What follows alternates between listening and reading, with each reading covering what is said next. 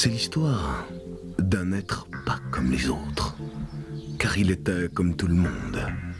Il naquit à l'âge de 5 ans, et il fut été élevé, enfant, dans son lieu d'enfance.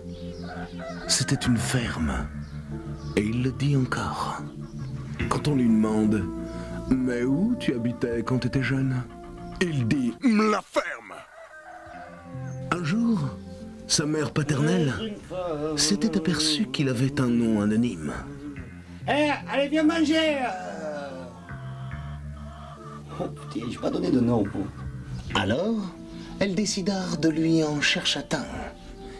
Et elle lui en trouva un. Tiens, j'ai une idée. Une idée, pas une ampoule. Ça lui est venu de son passe-temps. En effet, à la ferme, ils avaient tous les mêmes hobbies. Pour mieux compter les dindes, il les cochait. C'était le cochon d'Inde. Mais il avait un ennemi.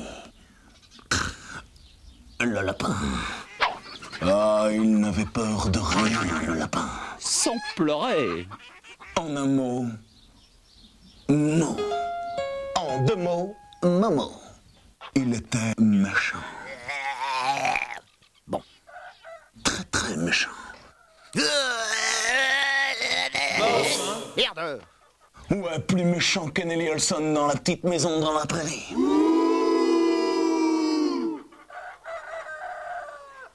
Il avait déjà tué des carottes. Puis un jour, ce qui devait arriver n'arrive pas.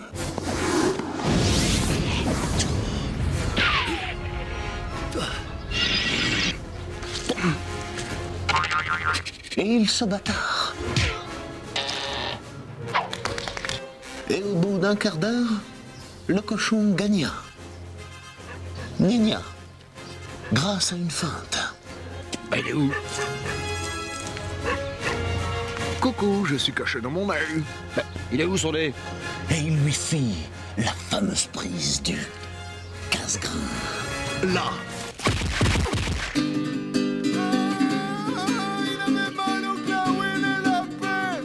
Et il alla confier sa souffrance à son burnologue. Je sais pas comment vous le dire. Bon, en même temps, c'est votre métier.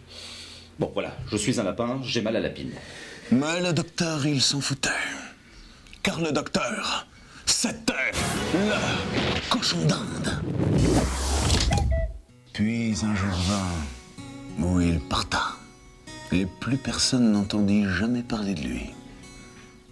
Une légende prétend même qu'il aurait disparu lors d'un accident de chaussettes.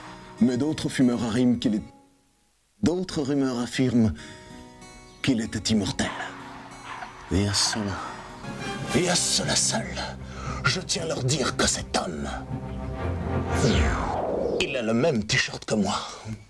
C'était le cochon d'Inde.